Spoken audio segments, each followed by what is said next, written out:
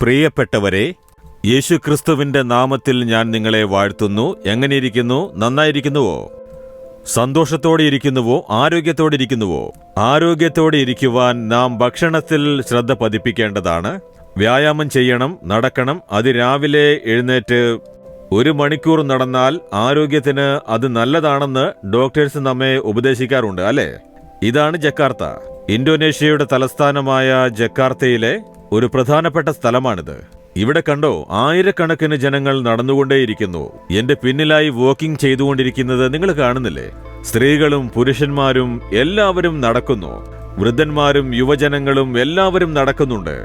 ആയിരക്കണക്കിന് നടക്കുന്നുണ്ട്. എവിടെ നോക്കിയാലും ജനങ്ങൾ വളരെ വേഗതയോടെ നടക്കുന്നത് കാണാൻ പറ്റും.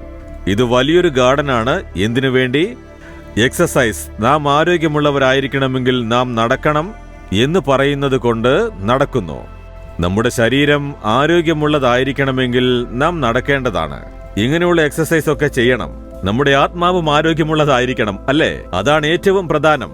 ഈ ശരീരം സ്വർഗത്തിലേക്ക് പോവില്ല, മരിച്ചാൽ മണ്ണിൽ അലിഞ്ഞു ചേരും, അത്ര തന്നെ. പക്ഷേ നമ്മുടെ ആത്മാവില്ലേ, ഉള്ളിൽ ഒരു ആത്മീക മനുഷ്യനുണ്ട്. അതിനെ സ്വർഗത്തിലേക്ക് പോകാൻ സാധിക്കൂ. അവൻ ആരോഗ്യമുള്ളവനായിരിക്കണം. അവൻ ആരോഗ്യത്തോടെ ഇരുന്നാലേ നിങ്ങൾക്ക് ഉത്സാഹത്തോടെയും സന്തോഷത്തോടെയും ഇരിക്കാൻ സാധിക്കൂ.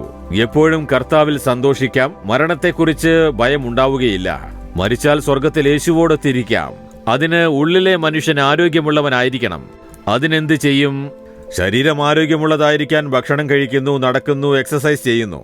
എന്നാൽ ഉള്ളിലെ മനുഷ്യനെ ആരോഗ്യമുള്ളവനായി സൂക്ഷിക്കുന്നുണ്ടോ എന്ന് ചിന്തിച്ചു നോക്കൂ. അതിനെന്ത് ചെയ്യണം എന്ന് ചോദിച്ചാൽ 119 സങ്കീർത്തനം 165 വാക്യം. നിന്റെ ന്യായപ്രമാണത്തോട് പ്രിയമുള്ളവർക്ക് മഹാസമാധാനം ഉണ്ട്. ആത്മാവിൽ സമാധാനമുണ്ടാകും. മനസ്സിനുള്ളിൽ സമാധാനവും സന്തോഷവും.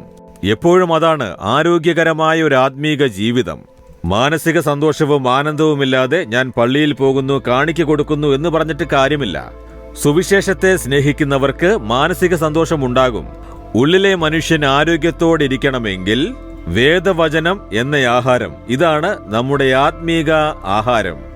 ഈ ജീവനുള്ള വചനം ആത്മീക ആഹാരമാണ്. നാം ഇത് വായിച്ച് ഗ്രഹിക്കണം, ഇത് ധ്യാനിക്കണം. 1 സങ്കീർത്തനത്തിൽ പറയുന്നു, യഹോവയുടെ ന്യായപ്രമാണം വായിച്ച് രാവും പകലും അത് ധ്യാനിക്കുന്നവൻ ഭാഗ്യവാൻ. കണ്ടോ, എപ്പോഴാണ് വാക്കിങ്ങിന് പോവുക? നട്ടുച്ചയ്ക്ക് വെയിലത്ത് പോകുമോ?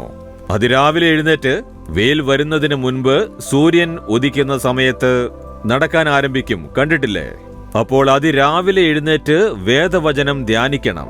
സൂര്യോദയത്തിന് മുന്നേ എഴുന്നേറ്റ് ദൈവത്തിന്റെ സന്നിധിയിൽ ഇരുന്ന് നന്നായി പാട്ടുപാടി ദൈവത്തെ സ്തുതിച്ച് വേദവചനം വായിച്ച് ധ്യാനിച്ച് പ്രാർത്ഥിക്കേണ്ടതാണ്. ആത്മീക നടത്തം നടക്കണം, സ്പിരിച്വൽ വാക്ക്. അതുകൊണ്ടല്ലേ പറയുന്നത് യേശുവോടൊത്ത് നടക്കുക, വാക്ക് വിത്ത് ജീസസ്. യേശുവോടൊത്ത് നടക്കുന്ന ഒരു ശീലം ഉണ്ടാവണം. വാക്കിംഗ് ചെയ്യുന്നവരോട് എത്ര നേരം നടക്കുമെന്ന് ചോദിക്കൂ. 5 മിനിറ്റ് നടക്കുമോ? ആരെങ്കിലും 5 മിനിറ്റ് നടക്കാൻ ഗാർഡനിലേക്ക് വരുമോ? ആലോചിച്ചു നോക്കൂ. കുറഞ്ഞത് അരമണിക്കൂർ. ചിലര് 1 മണിക്കൂർ നടക്കാറുണ്ട്. ശരീരത്തിൽ നല്ല ഉണർവുണ്ടാകുന്നതുവരെ, പുത്തുണർവുണ്ടാകുന്നതുവരെ നടക്കും, അല്ലേ? വെറുതെ ബൈബിൾ വായിച്ച് പ്രാർത്ഥിച്ച് എല്ലാം തീർന്നു എന്ന് വിചാരിക്കരുത്.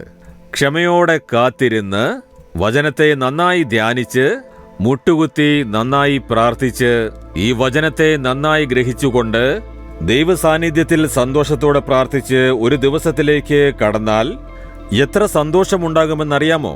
മനോ ഉല്ലാസമുണ്ടാകും. സാത്താൻ എത്ര പോരാട്ടങ്ങളും പ്രശ്നങ്ങളും ഞെരുക്കങ്ങളും കൊണ്ടുവന്നാലും തട്ടിക്കളഞ്ഞ് മുന്നേറിക്കൊണ്ടേയിരിക്കും. ഒരു പുതിയ ബലമുണ്ടാകും. അതിനാൽ ദിവസവും രാവിലെ ആത്മീക വ്യായാമം ചെയ്യേണ്ടതാണ്. അതായത് വേദപുസ്തകം വായിക്കണം, പ്രാർത്ഥിക്കണം, ദൈവത്തെ ധ്യാനിക്കണം, ദൈവത്തെ സ്തുതിക്കണം, നാടിനു വേണ്ടി പ്രാർത്ഥിക്കണം, മറ്റുള്ളവർക്ക് വേണ്ടി പ്രാർത്ഥിക്കണം, അന്ന് നിങ്ങൾ ചെയ്യാൻ പോകുന്ന കാര്യങ്ങൾക്ക് വേണ്ടി പ്രാർത്ഥിക്കണം. ഇതെല്ലാം ചെയ്ത് ന്യായത്തോടെ ജീവിച്ചു നോക്കൂ. എപ്പോഴും നിങ്ങളുടെ ആത്മാവ് ആരോഗ്യമുള്ളതായിരിക്കും. ഉള്ളിലെ മനുഷ്യൻ ആരോഗ്യമുള്ളവനായിരിക്കും. നിങ്ങൾ സന്തോഷമുള്ളവനായിരിക്കും.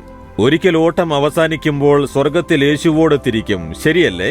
ഇന്ന് അതിനായി തയ്യാറാവണം. ദൈവമേ, ഞാൻ അങ്ങയുടെ വചനത്തെ ധ്യാനിച്ചുകൊണ്ട് ദിവസവും അതിരാവിലെ എഴുന്നേറ്റ് അങ്ങയെ ധ്യാനിച്ച് എന്റെ ആത്മീക മനുഷ്യനെ ശക്തിയാക്കാനുള്ള കൃപ എനിക്ക് തരണമേ. യേശുവിന്റെ നാമത്തിൽ പ്രാർത്ഥിക്കുന്നു. ആമേൻ, ആമേൻ.